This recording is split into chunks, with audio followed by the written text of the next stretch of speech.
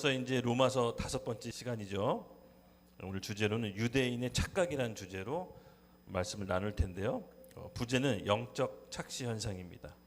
그래서 본문을 우리 로마서 2장 17절에서 29절 서로 번갈아 가면서 교독하면서 읽겠습니다. 제가 먼저 하겠습니다. 유대인이 불리는 너는 율법을 의지하여 하나님을 자랑하며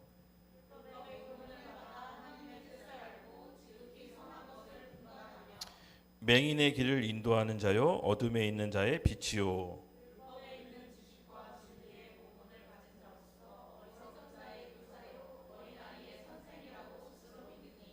그러면 다른 사람을 가르치는 내가 내 자신을 가르치지 아니하느냐? 도둑질하지 말라 선포하는 내가 도둑질하느냐?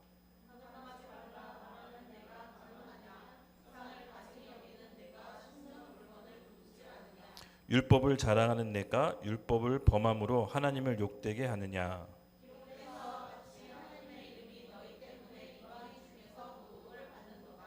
내가 율법을 행하면 할례가 유익하나 만일 율법을 범하면 내 할례는 무할례가 되느니라.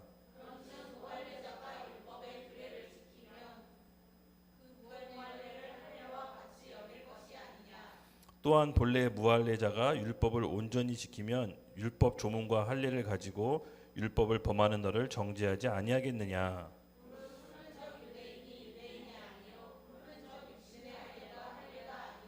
다 같이 읽겠습니다. 오직 이면적 유대인이 유대인이며 할례는 마음의 할례니 영에 있고 율법 조문에 있지 아니한 것이라. 그 칭찬이 사람에게서 아니요 다만 하나님에게서 나지. 아멘. 기도하겠습니다. 하나님 감사합니다. 오늘 이렇게 저희를 함께 모이게 해주시고 하나님께 감사와 경배와 예배를 받게 해주셔서 드리게 해주셔서 감사합니다. 주님, 오늘 이 밤 성령께서 우리의 마음의 할례를 내려주시옵소서. 가난하고 갈급하고 심령이 가난한 자에게 성령을 선물로 부어주시옵소서. 주님께 나아갑니다. 하나님 아버지께 온전히 우리 예배를 합당히 받게 하여 주시옵소서. 감사합니다. 예수님의 이름으로 기도드렸습니다. 아멘. 네. 여러분 오늘 주제가 바로 유대인의 착각입니다.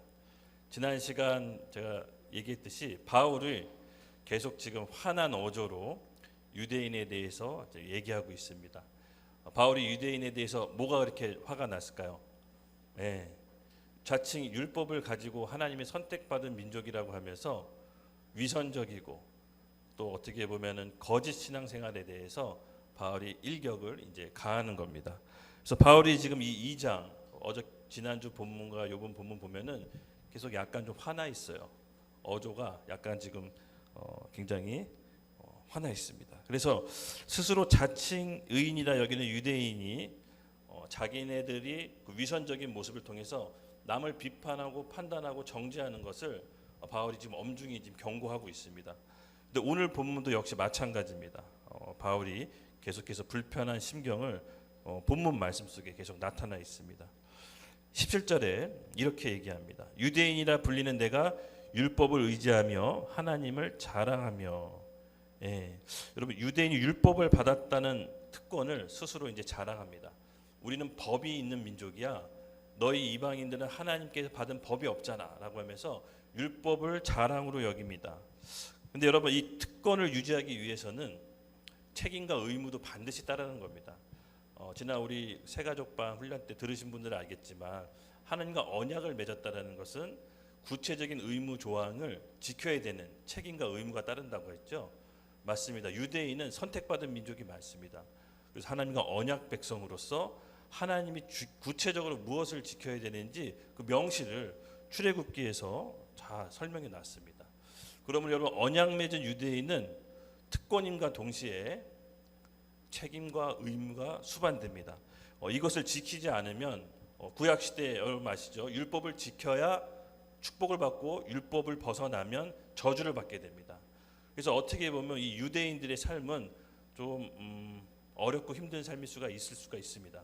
그러나 하나님께서 왜 율법을 주셨는지 오늘 그 율법의 참된 의미와 뜻을 오해 없이 안다면 우리가 얼마나 하나님 앞에서 큰 은혜가 있었는지를 깨닫게 됩니다. 오늘 2000년 전에 바울이 유대인에 대해서 일침을 가한 거지만 사실은 오늘 우리에게도 하는 동일한 말씀이 우리에게 있습니다. 그래서 오늘 이 메시지를 잘 들으신다면 율법이 우리를 얽매이는 족쇄가 아니라 하나님께서 우리를 택하신 은혜로운 거라는 사실을 여러분 알게 되실 것입니다. 그래서 18절에 율법의 교훈을 받아 하나님의 뜻을 알고 지극히 선한 것을 분간하며 라는 말이 있습니다. 여러분 율법이 주는 가장 큰 유익은 무엇입니까? 율법을 받음으로써 내가 하나님 안에서의 정체성과 하나님 백성이라는 소속감을 알게 됩니다. 근데 단순히 이 율법은요 우리가 지켜야 되는 규율이나 도덕적 기준이 아닙니다.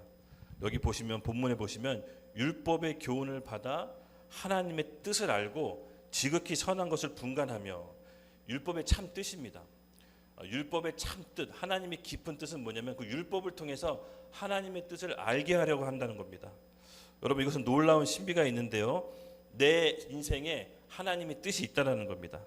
그것을 선하고 중요한 뜻이 있는데 그것을 분별하기 위해서는 율법이 필요하다는 얘기입니다. 제가 이제 20대 때 제가 이제 간증도 많이 했지만 20대 때 후반에 강제 철거당하고 예수님을 처음 믿었잖아요. 그래서 예수님 믿고 정말 이 매일 어머니랑 20대 후반 얼마나 멋을 부리고 살고 싶겠어요, 그렇죠? 근데 시장에서 양파를 이렇게 깠어요. 키로에 300원. 그걸 10kg를 만들어야 3,000원. 10자루를 만들어야 3만 원이에요. 그것을 계속 까고 이제 하나님을 믿고 교회 다니면서 하나님이 나한테 첫 번째 주신 일이라 생각을 했어요. 그래서 열심히 했어요. 근데 그 생활이 반복되다 보니까 단조로워지는 거예요. 할 수 있는 게 진짜 성경책 읽는 거였어요. 그래서 이제 밤에 이렇게 지친 몸을 이끌고 성경 보는 게 유일한 낙이었거든요. 근데 그렇게 하다가 어떻게 일이 잘 됐잖아요, 그렇죠? 정말 이렇게 양파 까고 감자 까고 납품하다가 우리나라에서 가장 큰 중국 관광식당 뷔페집 사장님을 만나면서 생전 처음으로 큰 납품을 하게 되었습니다. 그러면서 삶에 조금 여유가 생겼어요. 그리고 사람이 조금 뭔가 야망이 생기더라고요. 그래서 들어간 곳이 알다시피 경매 자격을 따서 경매로 들어갔습니다. 거기는 정말 다른 차원의 세계였어요. 주구장창 양파 까서 벌 수 있는 게 아니라 내가 그날 컨디션에 의해서 과거의 데이터 정보를 잘 수집해서 이 버튼을 찍으면 그것이 나의 수익금이 달라지는 전혀 다른 차원의 장사였습니다. 근데 그렇게 하면서 제가 밤낮 뒤바뀐 생활을 했거든요. 정말로 경매 생활이 어떠냐면요, 한 오후 5시쯤 일어나야 돼요. 그리고 밥 먹고 씻고 저녁 7시에 경매장으로 가서 새벽 1-2시까지 경매를 봐요. 밤을 꼴딱 새요. 그리고 그 다음날 아침 9시까지 물건을 이제 정리해서 팔아요.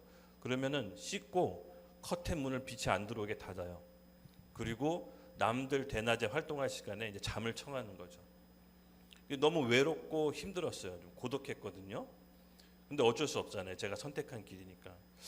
그때 감사하게도 성경책을 많이 읽었던 것 같아요. 지금보다 오히려 그때가 더 많이 읽었던 것 같아요.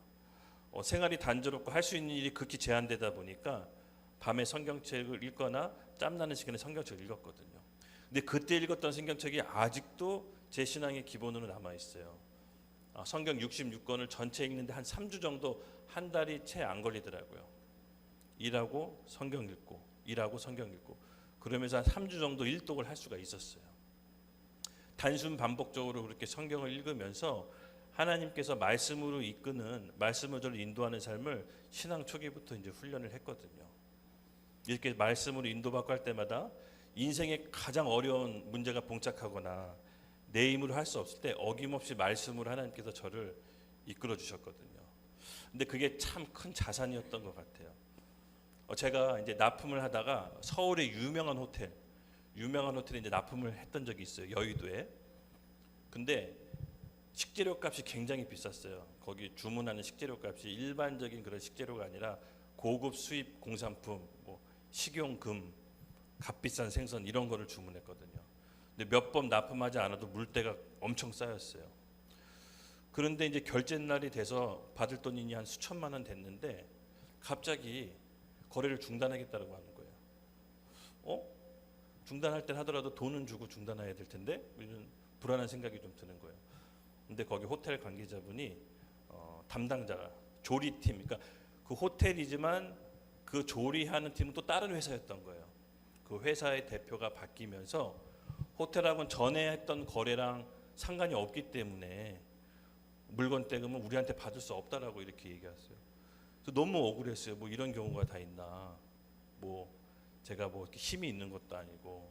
그래서 이제 계속 뭐 내용증이나 징정서 보냈지만 계속 뭐 무표정 그리고 또 무관심으로 일관했죠. 너무 답답해가지고 법무사를 통해서 이제 민사 소송을 진행했어요. 근데 민사 소송을 진행하면 할수록 그쪽은 변호사를 이제 사용하더라고요. 근데 저는 말했다시피 밤에 새벽에 일하고 장사하고 낮에 재판 받으러 나가면 너무 피곤하잖아요. 근데 돈이 있어서 변호사를 막 이렇게 쓸 수도 없었어요. 근데 상대는 변호사를 쓰더라고요. 근데 재판을 하는데 판사가 막 이것저것 요구해요. 납품 들어가면은 납품 거래명세서에 상대방 담당자에 사인 받은 거 있어야 되지 않겠냐 하면서 막 이것저것 서류를 요청하더라고요. 너무 짜증 나가지고 어쨌든 막 처음에는 준비를 열심히 했어요. 돈을 받아야 되니까 준비하다가 하는데 나중에 너무 많은 서류를 요구해가지고 너무 억울해서 진짜로 제 창고 사무실에서 기도했어요. 하나님 너무 힘이 듭니다. 너무 힘이 듭니다. 제가 이걸 어떻게 돌파할 수가 없겠습니다. 하나님 너무나 힘이 듭니다라고 하고 기도하고 이렇게 성경을 보는데 정말 의외로 뜻밖의 성경 구절을 보여주시더라고요. 근데 나한테 딱 하는 얘기인 줄 알았어요. 내 부모를 공경하라. 그 말씀이 딱 들어오더라고요. 근데 내 부모를 공경하다가 성경 여기저기 있어요, 여러분. 내 부모를 공경하라? 왜 이 말씀을 보여주시지? 그때 당시 제가 이제 사업 초기에 그 서울의 호텔에 납품할 때는 아버지가 누게릭병으로 투병 생활하고 계셨거든요. 근데 아버지가 생각이 나더라고요. 어떤 장면이 생각나면은 아버지 그 발톱 무좀, 여러분 발톱 무좀 있으세요? 발톱 무좀 거리면 발톱이 두꺼워지잖아요. 발톱이 두꺼워져요. 그러면 그거를 목욕하고 불려서 이제 깎아야 되는데 아버지가 루게릭병이나 이제 팔의 힘이 점점 없어지니까 그거를 이제 힘겹게 깎고 계시는데 제가 그거 보고 모른 척하면 지나갔거든요. 근데 그걸 한번 깎아드렸어야 되는데 마음이 들더라고요. 지금은 돌아가셔서 깎을 수가 없지만 그걸 한번 깎아드렸어야 되는데 왜 그랬지? 이런 생각이 들어요. 제가 발톱 무좀을 있거든요. 발톱 무좀을 깎으면 냄새가 엄청나요. 썩은 냄새가 나 별로 안 좋아요. 제가 샤워해서 발톱을 깎는데 하나가 옆에서 발톱 무좀 깎고 냄새 난다 그러는 거예요. 지금 생각해 보니까 지금 자식이 있어 보니까 그때 당시 그거라도 한번 깎아드렸어야 되는데 이런 마음이 드는 거예요. 그리고 아버지가 뭐 팔이 힘이 점점 이게 루게릭병이라는 게 되게 아주 몹쓸 병이에요. 근육이 점점 다 빠져요 온몸에. 그래서 나중에 폐 근육이 멈춰요. 그래서 이제 죽는 병인데 사람을 서서히 말려 죽여요. 점점 근육이 빠지는데 아버지가 저한테 이것저것 부탁한 게 있거든요. 근데 제가 바쁘고 피곤하고 하니까 다 이렇게 좀 거부하고 모른 척하거나 도망가거나 막 이랬거든요. 근데 판사가 요구하는 그 서류들이 내 부모를 공경하는 말씀과 매치되면서 아버지가 그렇게 생각하는 거예요. 아버지가 나한테 요구했을 때 이것 좀 해드릴 걸, 이것 좀 해드릴 걸.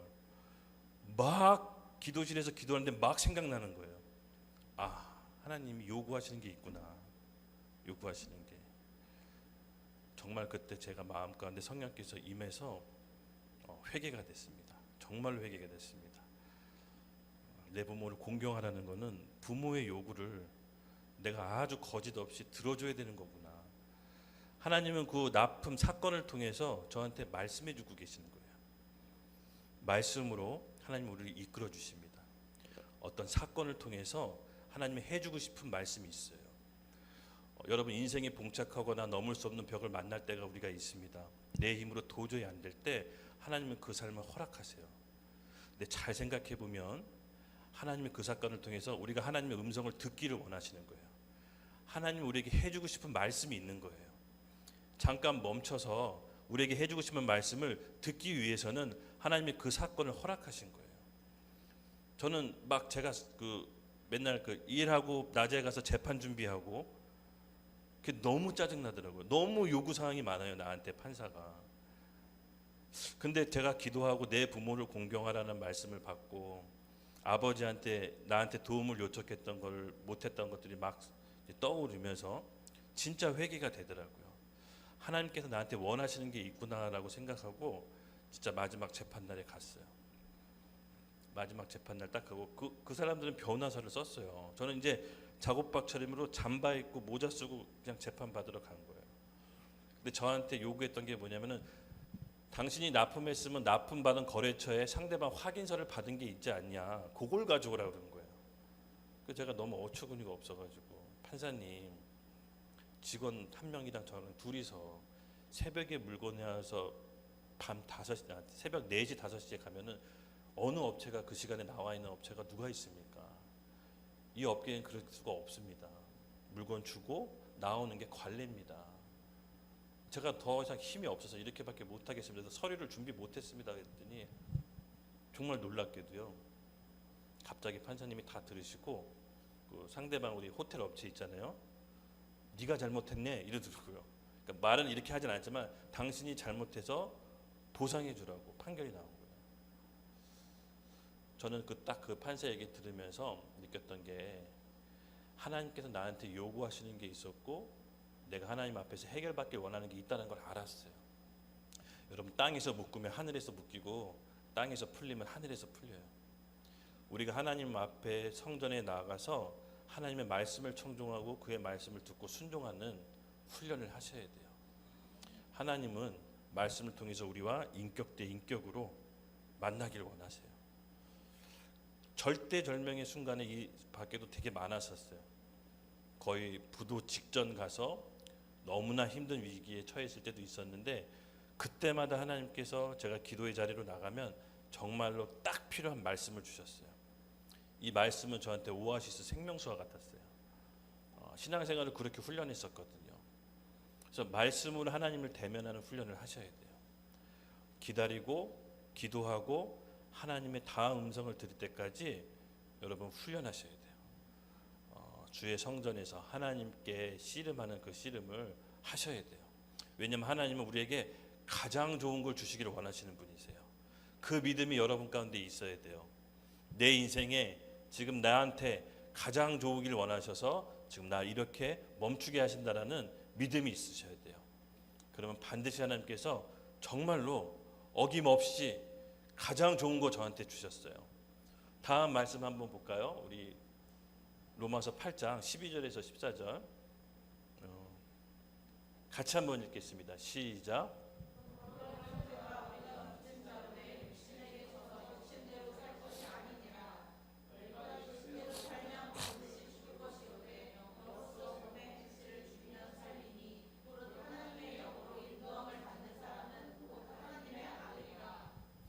아멘.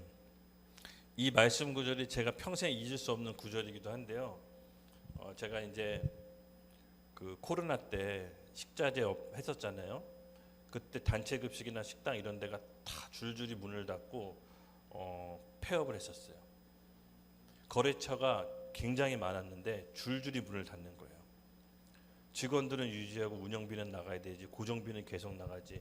한 1년, 2년 버티다 보니까 빚이 엄청나게 쌓이더라고요. 그래서 은행의 독촉과 여러 가지 채무 관계로부터 연락을 한참 막 받았었어요. 어떻게 해결할 길이 없었어요. 그래서 제가 힘들고 정말 어려우면은 그냥 하나님 앞에 가서 호소를 하거든요. 저만의 그 창고 사무실 기도실이 있었어요. 그래서 기도를 하는데 또 제가 이제 얘기를 한 거죠. 하나님, 너무 힘이 듭니다. 하나님 아시지 않습니까? 제가 제 욕심 때문에 사업한 게 아니라는 거. 제가 수많은 일을 했고 우리 직원들을 도왔고 이 지역사회 구제 활동도 하고 하나님을 위해서 제가 사업을 했는데 하나님 누구보다 잘 아시는데 왜 나한테 이런 고통을 주십니까? 라고 몇 시간 동안 울면서 이렇게 호소했거든요. 근데 이 말씀을 딱 주시더라고요. 제가 충격받았어요. 그러므로 형제들아 우리가 빚진 자로 돼 육신에게 져서 육신대로 살 것이 아니니라. 저한테 어떻게 들렸다면 너가 그렇게 했던 선행 사실 네 육신대로 한 거다. 이런 마음을 확 주시는 거예요. 그리고 내가 육신대로 살면 반드시 죽을 것이로되 영으로서 몸의 행실을 죽이면 살리니. 제가 기도하고 성령께 묻고 기다리고 하나님의 음성을 들어서 했던 적이 별로 없더라는 것을 하나님이 보여주셨어요. 그러니까 선행도 내가 옳아 보이기에 나의 의로움 때문에 했던 거라는 사실을 알려주셨어요. 그 네 육신을 위해서 한 거다라고. 제가 망치로 뒤통수 크게 한 대 맞은 것처럼 쾅 하고, 내가 왜 기도하고 성령께 음성을 듣고 별로 없었네, 실상은 별로 없었네 라는 것이 이제 자각이 됐어요. 그리고 14절, 무릇 하나님의 영으로 인도함 받는 사람은 곧 하나님의 아들이라.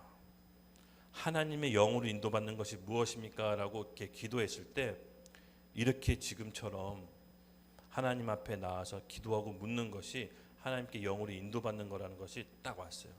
그러니까 잘 생각해 보면 일이 괜찮게 되고 잘 풀릴 때는 제가 기도하고 하나님께 묻지 않고 그냥 갔는데 그 모든 것이 다 나의 선함의 기준, 내 육신의 기준이라는 것을 하나님이 사건을 통해 보여주셨어요. 그리고 기도하고 성령께 의지하고 예배드리면서 이렇게 말씀으로 인도받는 삶은 너무 정확했어요. 그리고 나서 제가 이 말씀을 주고 받고 하나님한테 회개했거든요. 여러분, 하나님이 말씀으로 우리 가운데 대면하시게 하면요, 우리를 반드시 살리십니다. 성령님은요, 예수님의 말씀을 기억나게 하고 깨닫게 하고 이해하게 하신다고 했습니다. 보혜사 성령이 너희 가운데 임하시면 죄가 무엇인지 의가 무엇인지 심판이 무엇인지 깨닫게 하신다고 했습니다. 성령님은 진리의 말씀, 예수님의 말씀을 증언하신다고 했습니다. 성령의 말씀으로 인도받기를 예수님의 이름 축복합니다. 지금까지 한 번도 이렇게 살아본 적이 없다면 여러분 말씀으로 인도받는 훈련을 하셔야 돼요. 하나님께 기도하고 구하고 성경을 읽으면서 하나님 제 앞길을 인도해 주시고 제 길을 지도하여 주시옵소서, 말씀으로 저를 이끌어 주십시오라고 기도하고 구하면 꼭 나한테 필요한 말씀을 주십니다. 그때 믿음으로 순종하는 그 기도는 이 땅에서 묻고 푸는 열쇠가 되는 겁니다. 나머지로 눈에 보여지는 현상은 따라오게 돼 있어요. 그것을 사업을 통해서 수많이 경험했어요. 수많이 경험했어요.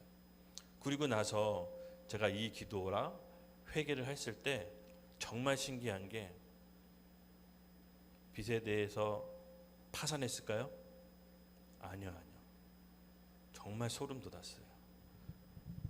오래전에 우리 직원이 코로나 피해 입은 업체를 위해서 구제해주는 국가 채무 프로그램이 있는데 거기에 신청했는데 까마득히 잊고 있었어요. 1년 전에 신청한 거를. 근데 작년에 미국 갔다 왔는데 우리 회사가 코로나 피해 입은 회사라고 선정이 됐다고. 빚의 90% 이상을 탕감해 줬어요. 그리고 10%는 10년 동안 분할해서 갚으래요. 거의 빚이 없게 됐어요. 하나님의 나라와 의는 여러분 실제로 구하는 사람에게 임하는 거예요. 먼저 기도의 자리에 가서 하나님 말씀을 대면하시고 말씀 속에 살아있는 하나님을 인격적으로 만나셔야 돼요. 물론 성령님은 여러 가지 통로로 우리를 이끌으실 수 있어요. 근데 저는 가장 중요한 훈련, 말씀을 받고 인도하고 순종하는 훈련이 우리 교회는 먼저 돼 있었으면 좋겠어요. 그리고 여러 가지 성령의 은사와 축복, 그 기능들은 하나님께서 필요에 따라 우리에게 주실 거예요. 그렇지만 먼저 중요한 거는 기도의 자리로 가서 하나님을 인격적으로 대면하는 거야. 말씀을 받으셔야 돼요.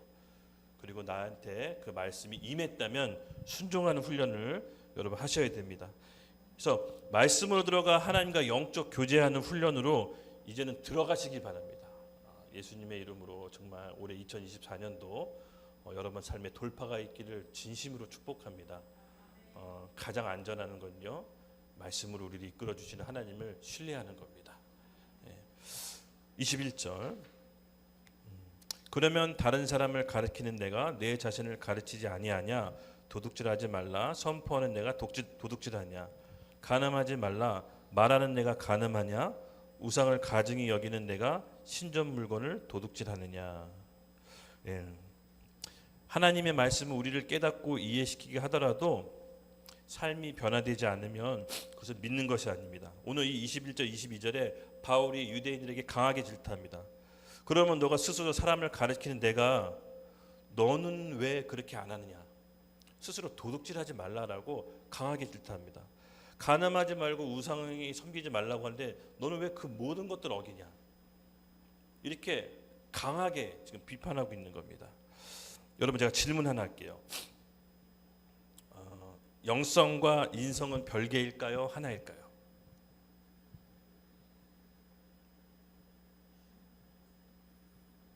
갑자기 함구하시네. 다른 게 질문해 볼게요. 나는 공부를 잘하는데 이렇게 은지 좋다. 은지가 공부를 잘한대요. 스스로 잘한다고 떠벌리고 다녀요. 얄밉게. 근데 나는 공부를 잘하는데 국영수는 못해. 뭐 이렇게 얘기합니다. 여러분, 이게 말이 성립이 될까요? 그러니까 은지한테 공부는 뭘까요? 국영수 빼놓고 나머지 과목을 공부라고 생각할까요? 네, 마찬가지입니다. 영성과 인성도. 공부를 잘한다고 하면 국영수도 당연히 포함되겠죠. 그걸 다 같이 잘하는 사람을 공부를 잘한다고 합니다. 근데 내가 영성이 좋다고 하면서 인성이 안 좋다. 이 성립될 수가 없습니다. 인성은 영성 안에 포함되어 있는 것입니다. 그렇죠. 오늘 이 유대인들의 착각을 보면요, 자기는 하나님께 선택받았고 율법을 받은 민족인데 실상은 율법을 지키지 않고 위선적으로 삽니다. 그런데 하나님의 자녀라고 착각합니다. 바울은 이것을 지적하는 겁니다. 마치 우리가 영성과 인성이 좋다고 하면서 인성을 터부시 여기는 것처럼, 여러분, 영성이 좋다고 하는 것은 인격이 갖춰진 사람을 말하는 겁니다. 인성이 좋은데 영성은 별로야. 그럴 수 있을 것 같아요. 근데 영성이 좋은데 인성은 별로야. 저 사람이 인성이 영성을 좀 따라갔으면 좋겠어. 영성은 참 좋은데 인성이 별로네. 말이 성립이 안 된다는 겁니다. 우리가 스스로 자칭 유대인을 하면서 하나님의 구원받은 자녀라고 하면서 얼마든지 이런 오류에 빠질 수 있다는 겁니다. 그렇죠? 그래서 성경은 성령의 은사와 성령의 열매가 있습니다. 여러분, 성령의 은사와 성령의 열매의 가장 차이점이 뭘까요? 성령의 열매와 은사가 뭐가 다를까요? 제가 좀 쉽게 표현했어요. 제 나름대로. 성령의 은사는 흉내낼 수 있어요. 네, 방언도 흉내낼 수 있고 예언도 뭐 이렇게 신령한 척하면서 예언 던질 수도 있고요. 할 수 있어요. 그렇게 흉내내는 사람들 많아요. 근데 성령의 열매는 흉내낼 수가 없어요. 이건 그냥 나타나는 거예요. 분열 일으키는 사람은 어디 가든 계속 분열 일으켜요. 자기가 성품이 좋은 척하지만 열매는 흉내낼 수가 없어요. 그냥 나타나는 거예요. 그래서 여러분이 굳이 어떤 걸 추구해야 된다면 저는 성령의 열매를 추구하시기를 예수님의 이름으로 축복합니다. 그리고 오래 참고 온유하고 절제, 이건 흉내낼 수가 없어요. 절제하는 게 얼마나 힘든지 알죠? 우리 잘 알잖아요. 이건 나타나는 거예요. 십자가를 통과할 때 성령의 열매가 맺혀지는 거예요. 내 생각, 내 감정, 내 생각을 하나님 앞에서 꺾고 부인해 본 사람이 성령의 열매를 맺는 거예요. 근데 성령의 은사는 선택적으로 하나님이 주실 수가 있어요. 예를 들어서 성령의 은사는 선택 과목이라면 성령의 열매는 필수 과목이에요. 여러분, 뭘 둘 중에 하나를 추구해야 된다면 성령의 열매를 추구하시기를 예수님의 이름 축복합니다. 은사는 하나님께서 선물로 주실 수가 있어요. 우리의 성향과 기질에 맞게 복음 전도를 잘 할 수만 있다면 하나님께서 은사 주세요. IQ 낮으면 IQ를 높이시는 분이 하나님이시에요. 복음 전도 잘 할 수만 있다면 하나님께서 얼마든지 그렇게 하세요. 근데 은사는, 열매는 결코 흉내낼 수가 없습니다. 그렇죠? 오랜 세월 내가 자기를 부인하고 십자가 앞을 통과한 사람만이 그 하나님의 열매, 그리스도의 장성한 분량까지 다다를 수가 있는 겁니다. 그래서 우리가 이것을 신앙생활하면서 진짜 귀중한 게 뭐고 진짜 값진 게 뭔지를 여러분이 깨닫고 분별하시기 바랍니다. 아까도 얘기했지만 말씀으로 인도받는 삶, 오늘 기억하십시오. 유대인의 착각, 바로 유대인들이 그러했던 겁니다. 본인들은 선택받았고 선민이라 생각했지만 실상은 말씀에 한 번도 순종해 보지 않는 사람들. 근데 단순히 믿고 이해했다고 해서 깨닫는 그런 유대인이 되지 않기를 예수님의 이름으로 축복합니다. 예, 23절 24절 동일한 어조로 얘기합니다. 율법을 자랑하는 내가 율법을 범함으로 하나님을 욕되게 하느냐? 기록된 바와 같이 하나님의 이름이 너희 때문에 이방 중에서 모독을 받는도다. 조금 더 세게 얘기합니다. 율법을 자랑하는 네가 율법을 범하는 바로 너희가 하나님을 욕되게 한다. 차라리 그럴 바에 유대인이라는 간판 떼라. 예. 마치 오늘 살아가는 크리스찬들에게 얘기하는 것처럼. 저는 좀 이렇게 이 말씀 구절을 바울이 이렇게 그때 당시 유대인에게 질타한 거지만 오늘 나에게 질타하는 거나 다름없었어요. 여러분 하나님을 인격적으로 대면하면 내 자신이 위선적이라는 게 보여요. 그리고 애통해요. 그리고 그 율법을 통해서 오히려 다른 사람을 정죄하거나 판단하는 것이 아니라 나 자신을 돌아보거든요. 그래서 이게 율법의 긍정적인 효과예요. 율법은 죄를 알게 하고 죄를 해결할 수 없다고 했잖아요. 근데 이 율법이 없으면은 내가 위선적인 삶을 살 수밖에 없어요. 율법을 지키려고 애쓰는 마음은 있어야 돼요. 하나님을 사랑한다라고 하고 율법을 폐하고 율법을 등한시하면 이런 유대인의 착각처럼 살게 돼요. 진짜 하나님을 사랑한다면 율법을 다 지킬 수는 없지만 지키려고 애쓰는 마음이 있어야 되는 거예요. 그것이 하나님을 사랑하는 사람의 마음입니다. 우리 로마서 5장 20절 말씀 같이 한번 읽겠습니다. 시작. 율법이 들어온 것은 범죄를 더하게 하려 함이라. 그러나 죄가 더한 것에 은혜가 더욱 넘치나니. 아멘. 율법에 대한 오해를 오늘 좀 이렇게 좀 풀었으면 좋겠어요. 율법하면 부정적이고 안 좋은 생각을 우리가 은연중에 갖고 있잖아요, 그렇죠? 어떤 사람을 우리가 이렇게 얘기하잖아요. 좀 기독교 안에서도 비아냥 걸 때, 저 사람 너무 율법적이야, 막 이렇게 얘기하잖아요. 근데 여러분, 율법이 더한 곳에 그 율법이 들어온 것을 범죄를 더하게 함이니. 이 부분 처음에 저는 얼핏 좀 이해가 안 됐어요. 율법이 들어온 것은 범죄를 더하게 하렴이라. 그런데 그러나 죄가 더한 것에 은혜가 더욱 넘친다. 이렇게 또 말씀을 하셔서 얼핏 이해가 되진 않았지만 이 말씀 가운데 하나님이 주시는 음성이 있었어요. 제가 어떻게 받아들였냐면은 그 율법이 없으면은 율법을 통과하는 과정이 없으면 쉽게 말해서 율법을 지키려고 애쓰는 마음이 없으면 그 은혜가 얼마나 큰지 알지 못한다라는 거예요. 즉 그 율법을 여러분 율법 없이 어느 날 내가 기도한다고 해서 하나님의 계시를 받는다고 해서 내가 갑자기 변하는 게 아니에요. 마틴 루터가 어떻게 변했을까요? 마틴 루터가 이신칭이 오직 의인은 믿음으로만 살리라. 그 말씀을 받기 전에 마틴 루터 굉장히 율법적인 삶을 살았던 거예요. 본인이 성 베드로 성당 무릎을 꿇고 올라갔을 때 구원받는다고 믿고 그렇게 했는데 정말 이렇게 해서 구원받는 게 맞는가라고 심각한 고민을 했던 사람이에요. 그리고 은혜가 뭔지를 발견한 거예요. 말씀을 통해. 마찬가지입니다. 우리가 율법을 등한시 여기고 율법을 지키는 사람을 무시하는데 그게 아니에요. 그런 과정이 있어야 비로소 은혜가 얼마나 큰지를 알게 되는 거예요. 율법적인 과정이 없는데 갑자기 은혜가 쏟아진다? 약간 좀 사이비도 같아요. 진짜로요. 갑자기 은혜가 부어져서 계시받듯 깨달아진다? 아니에요. 그런 경우 거의 없어요.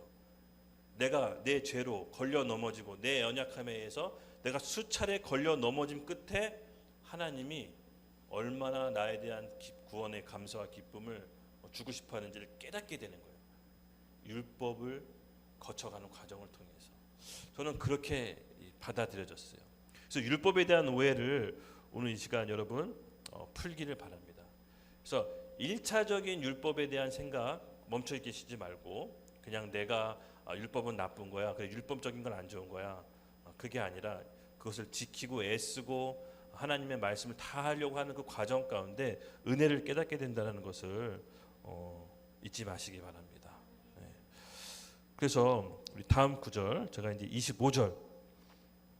25절에서 30절을 제가 통으로 읽고 말씀을 전하겠습니다. 내가 율법을 행하면 할례가 유익하나 만일 율법을 범하면 내 할례를 무할례가 되느니라. 그런즉 무할례자가 율법을 규례를 지키면 그 무할례를 할례와 같이 여길 것이 아니냐. 또한 본래 무할례자가 율법을 온전히 지키면 율법 조문과 할례를 가지고 율법을 범하는 너는 정죄하지 아니하겠느냐. 무릇 표면적 유대인이 유대인이 아니요 표면적 육신이 할례가 아니니라. 오직 이면적 유대인이 유대인이며 할례는 마음에 할지니 영에 있고 율법 조문에 있지 아니한 것이니라. 그 칭찬이 사람에게서 나지 아니하고 다만 하나님께서 나느니라. 아멘. 여러분, 율법을 지키고 안 지키고는 우리 마음의 상태에 달려 있다라고 종합적으로 제가 설명을 해주고 싶습니다. 그래서 진짜로 변해야 될 것은 우리 마음에 받는 할례입니다. 그래서 오늘 바울이 얘기하는 것은 우리 겉으로 표면적으로 나타나는 그런 유대인으로서의 양식, 종교인이 아니라 진정히 하나님이 원하는 것은 하나님과의 올바른 관계, 마음에 이르는 할례를 받으라고 오늘 바울이 우리에게 말씀하고 계십니다. 그래서 여러분 시편 51편 16절에서 17편 우리 같이 함께 읽겠습니다. 거의 이제 마지막에 다다랐는데요. 찬양팀 앞으로 나와주시고 우리 시편 51편에서 16절에서 17절 오늘 말씀의 결론인데요. 같이 함께 읽겠습니다. 시작. 주께서는 제사를 기뻐하지 아니하시나니 그렇지 아니하면 내가 드렸을 것이라. 주는 번제를 기뻐하지 아니하시나이다. 하나님께서 구하시는 제사는 상한 심령이라. 하나님과 상하고 통회하는 마음을 주께서 멸시하지 아니하시나이다. 아멘. 오늘 우리 같이 이 시간 마음의 할례를 받읍시다. 하나님께서 원하시는 것은 이면적, 겉으로 보여지는 종교인이 아니라 우리 마음 가운데 드려지는 마음의 할례입니다. 근데 단 어떤 사람에게 이 마음의 할례가 베풀어집니까? 주께서는 제사를 기뻐하지 아니하시니 그렇지 않았으면 내가 드렸을 것이나. 주는 번제를 기뻐하지 아니하시나이다. 하나님께서 구하시는 제사는 상한 심령이라. 하나님이여 상하고 통회하는 마음을 주께서 멸시하지 아니하시나이다. 아멘. 우리 그 믿음의 선배님들 중에 항상 이 상하고 통회하는 심령을 유지하시는 분들이 굉장히 많더라고요. 어떻게 저렇게 복을 받으실까? 어떻게 저렇게 하나님의 복을 철철 넘치도록 받으실까? 제가 옆에서 보면 그 비법을 알았습니다. 늘 언제 어디서나 상하고 상한 심령을 하나님 앞에 유지하더라고요. 잘 될 때나 안 될 때나 기쁠 때나 슬플 때나 내가 율법을 다 지킬 수는 없지만 다 온전히 지키지 못한 것에서 마음이 아파하고 가난하고 상한 심령을 하나님과 기도 자리 앞에서 늘 유지했을 때 하나님의 전폭적인 지지와 은혜가 부어지는 것을 많이 경험했습니다. 진짜로 막힌 문들이 열리더라고요. 아, 세상 살아가는 지혜가 저기 있구나. 하나님의 이 세상의 창조주, 하나님이 이 세상의 주인이신데 하나님의 지지를 받아야 된다. 저는 그것은 상한 심령이라고 생각합니다. 여러분, 우리가 이 세상을 그렇게 살아야 되지 않겠습니까? 군대 갔다 오거나 회사 생활 하시는 분들 알잖아요. 군대 사령관 마음에 쏙 들게 하면 그 사령관이 쫄병을 높입니다. 바로 그겁니다. 우리들 중에 가장, 이 세상 중에 가장 높으신 분이 누굽니까? 하나님 마음에 쏙 들게 하는 것이 무엇입니까? 상한 심령, 가난하고 통회하는 심령. 주님, 제 영이 파산했습니다. 제가 의지할 것은 하나님밖에 없습니다. 하나님 도와주십시오. 제가 가난한 심령으로 하나님께 나아갑니다. 오늘 저와 같은 이런 마음이 동일하신 분들은 일어나서 우리 가난한 심령을 하나님께 주여 외치고 하나님께 도움을 구합시다. 우리의 막힌 인생의 담과 문들이 열릴 것을 저는 예수님의 이름으로 오늘 선포합니다. 우리 손을 높이 들고 주여 한번 외치고 가난하고 상한 심령으로 하나님께 나아가겠습니다. 주여!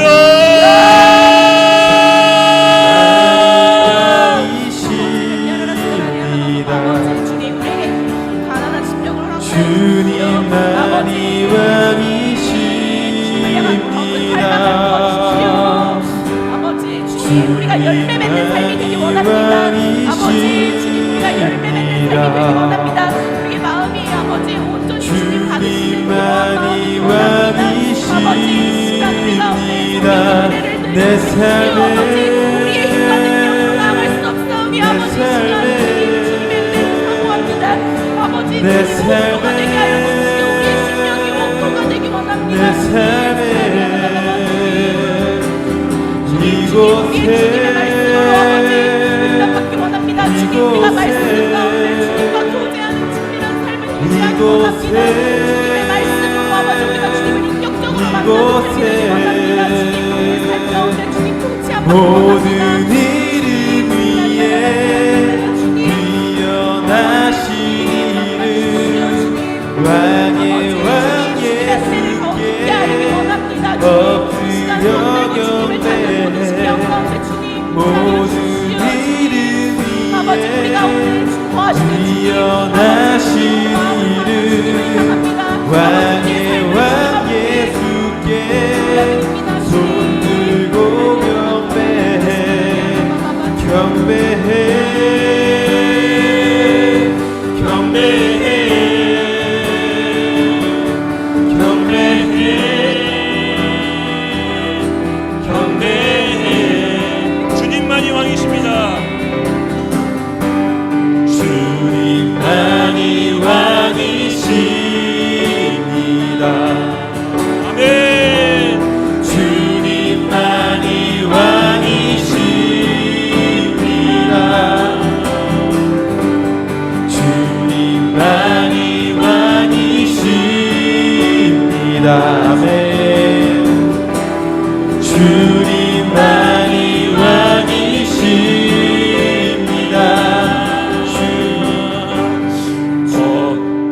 여러분, 제가 주님께서 주신 마음이 있는데요. 제가 설교에도 얘기했지만요.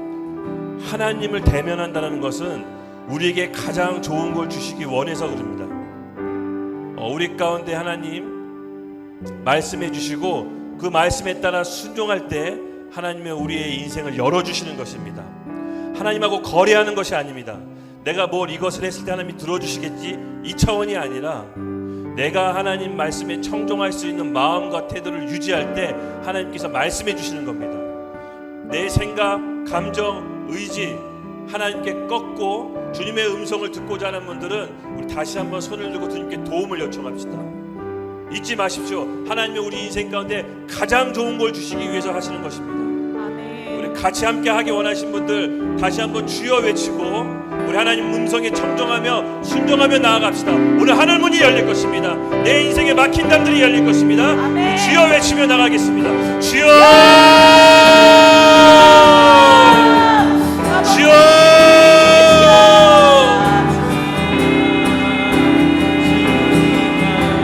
아버지 우리 삶 가운데 가장 좋은 것을 주시는 아버지 신실하신 주님을 신뢰합니다. 아버지 주님만을 바라봅니다. 주님이 우리 삶의 주님만이 왕이십니다. 주님만이 왕이십니다. 주님만이 왕이십니다. 내 삶에 내 삶에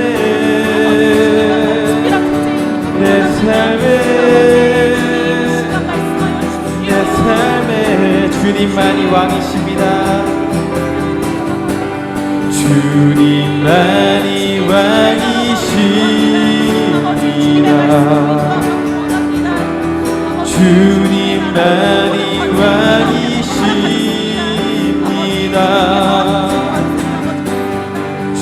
주님만이 왕이십니다. 주님만이 왕이십니다. 하나님 아버지 이 밤 주의 성전에 가난한 심령으로 갈급한 마음으로 나가는 심령들 가운데 하나님 찾아가 주셔서 말씀하여 주시옵소서. 주님 말씀하여 주시옵소서. 우리가 듣겠나이다. 순종하겠나이다. 오늘 우리 하나님 앞에 나아가는 사람들에게 하나님 우리의 삶의 길들을 열어주시고 문들을 열어주시옵소서. 오직 의지할 분은 하나님 아버지밖에 없음을 고백합니다. 주님께 의지하며 나가는 심령 가운데 하나님 새의 길을 열어주실 것을 예수님의 이름으로 기도드립니다. 아멘.